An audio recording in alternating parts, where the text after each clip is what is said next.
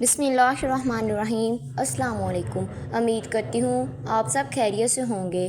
آج ذوالقعدہ کے پہلا جمعۃ المبارک ہے۔ اگر آپ ذوالقعدہ کے پہلے جمعۃ المبارک کے دن یہ وظیفہ کر لیں گے تو آپ کو حج کی زیارت نصیب ہوگی، آپ حج کی سعادت کر پائیں گے۔ اگر آپ حج کرنا چاہتے ہیں تو ذوالقعدہ کے پہلے جمعۃ المبارک کے دن یہ وظیفہ کریں، انشاءاللہ اگلے سال آپ کو حج کی سعادت نصیب ہوگی۔ یہ جمعۃ المبارک، یہ ذوالقعدہ کا پہلا جمعۃ المبارک ہے، یہ پھر نئے سال آئے گا۔ اگر آپ یہ حج کی سعادت کو حاصل کرنا چاہتے ہیں، اگر آپ حج کرنے کی خواہش رکھتے ہیں تو جمعۃ المبارک کے دن یہ ایک چھوٹے سے وظیفے کو کر کے دیکھیں، انشاءاللہ اگلے سال آپ کو حج کی سعادت نصیب ہوگی، آپ حج کے لیے خود ہی روانہ ہو جائیں گے۔ اللہ پاک آپ کے لیے حج کے ایسے بندوبست کریں گے کہ آپ کو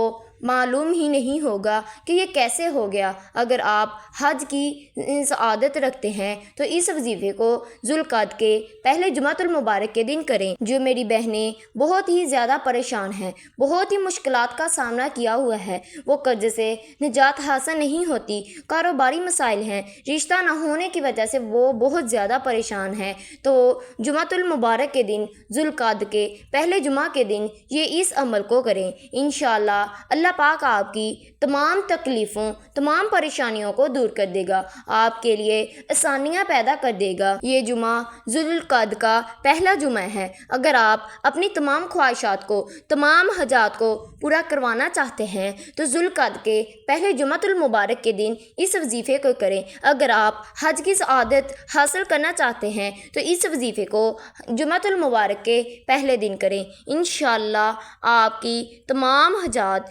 تمام پریشانیاں، تمام مشکلات ختم ہو جائیں گی، حج کی سعادت حاصل ہو جائے گی۔ آپ نے وظیفہ شروع کرنے سے پہلے باوضو ہو کر مصلی پر بیٹھ جانا ہے اور سب سے پہلے نبی کریم صلی اللہ علیہ وآلہ وسلم کی ذات مبارکہ پر ایک مرتبہ درود پاک پڑھنا ہے۔ درود پاک پڑھنے کے بعد آپ کی جو بھی خواہشات ہیں، جو بھی حاجات ہیں، آپ نے اللہ تعالیٰ کے سامنے بیان کرنی ہے۔ اگر آپ نارشتہ ہونے کی وجہ سے پریشان ہیں، آپ لوگ بہت ہی مجبور ہیں، تنگ دست ہیں، پریشان ہیں، اس کی نیت کر لیں۔ اگر آپ قرض سے نجات چاہتے ہیں، تنگ دستیوں کو خاتمہ چاہتے ہیں تو اس کی نیت کر لیں۔ اگر آپ کاروباری مسائل کی وجہ سے پریشان ہیں تو اس کی کر لیں۔ اگر آپ دشمنوں سے نجات چاہتے ہیں تو اس کی نیت کر لیں۔ نیت کرنے کے بعد آپ نے سب سے پہلے نمبر پر جو وظیفہ کرنا ہے وہ وظیفہ قرآنی لفظ کا وظیفہ ہے۔ یہ وظیفہ رب کریم کے ایک نام کا وظیفہ ہے۔ یہ نام رب کریم کو اتنا پسند ہے، جب کوئی بندہ اس نام کو پڑھنا شروع کرتا ہے، عرش الہی پر بیٹھا رب فرشتوں سے پوچھتا ہے کون ہے جو رب کے نام سے پکار رہا ہے؟ اللہ فرماتا ہے میں راضی ہوں، میرا حبیب میں بھی راضی ہوں، مانگتے ہیں وہ عطا فرما دیتا ہے۔ آپ نے پہلے نمبر پر یا اللہ یا محمد کو پڑھنا ہے۔ آپ نے یا اللہ یا محمد کو ملا کر پڑھنا ہے۔ یہ اللہ پاک کا اور حضرت محمد صلی اللہ علیہ وآلہ وسلم کا ذاتی نام ہے۔ آپ نے یا اللہ یا محمد کو پڑھنا ہے۔ یا اللہ رب کریم کا ذکر ہے، یا محمد رب حبیب کا ذکر ہے۔ جب کوئی بندہ یا اللہ یا محمد پڑھتا ہے، رب بھی راضی ہو جاتا ہے، محبوب بھی راضی ہو جاتا ہے۔ آپ نے یا اللہ یا محمد کو ہاتھ کی انگلیوں پر پڑھ لیں، چاہے تسبیح کے دانوں پر پڑھ لیں۔ آپ نے یا اللہ یا محمد کو 11 مرتبہ پڑھنا ہے۔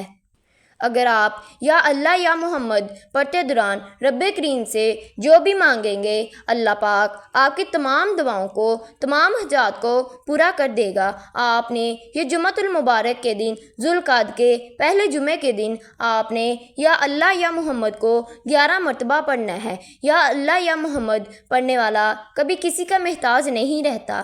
یا اللہ یا محمد پڑھنے سے رب بھی راضی ہو جاتا ہے، رب کا حبیب بھی راضی ہو جاتا ہے، پھر اللہ پاک اس کی تمام دعاؤں کو، تمام حاجات کو پورا کر دیتا ہے۔ یا اللہ یا محمد کو 11 مرتبہ پڑھنے کے بعد آپ نے دوسرے نمبر پر جو وظیفہ کرنا ہے وہ وظیفہ خاص الخاص اور شرطیہ عمل ہے، جسے آپ نے صرف 3 بار پڑھنا ہے۔ 3 بار پڑھنے سے آپ کی تمام حاجات پوری ہو جاتی ہیں۔ وہ سورۃ اخلاص ہے۔ سورۃ اخلاص کو آپ نے 3 مرتبہ پڑھنا ہے۔ سورۃ اخلاص قرآن مجید کی سب سے چھوٹی سورت ہے۔ یہ سورت کو آپ نے ذوالقعدہ کے پہلے جمعۃ المبارک کے دن پڑھنا ہے۔ اس کو آپ نے صرف 3 مرتبہ پڑھنا ہے۔ سورۃ اخلاص جو رب کائنات کی وحدانیت کو بیان کرتی ہے۔ اللہ ایک ہے، اللہ بے نیاز ہے، نہ وہ کسی کا باپ ہے نہ وہ کسی کا بیٹا ہے، اس کا کوئی ہم سفر نہیں۔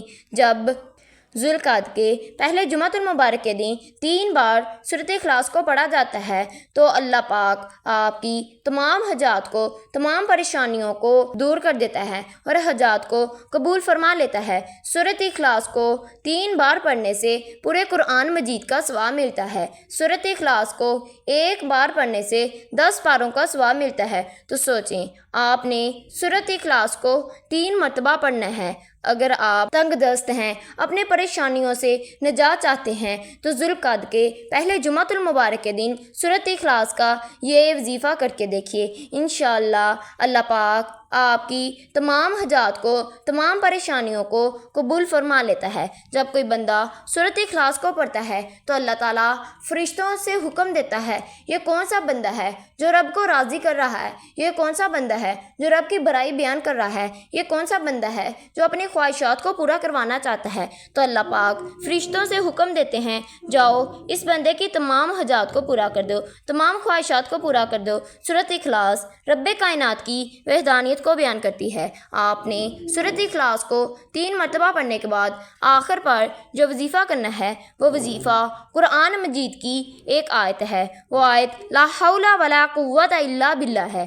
آپ نے لا حول ولا قوت الا باللہ کو 11 مرتبہ پڑھنا ہے۔ لا حول ولا قوت الا باللہ پڑھنے سے آپ نے اپنے کبیرہ اور صغیرہ گناہوں کی معافی مانگنی ہے۔ لا حول ولا قوت الا باللہ کو 11 مرتبہ پڑھنا ہے۔ لا حول ولا قوت الا باللہ پڑھنے سے آپ کی تمام گناہ معاف ہو جائیں گے، آپ کی تمام پھر حاجات پوری ہو جائیں گی۔ آپ نے اس وظیفے کو ذوالقعدہ کے پہلے جمعۃ المبارک کے دن کرنا ہے۔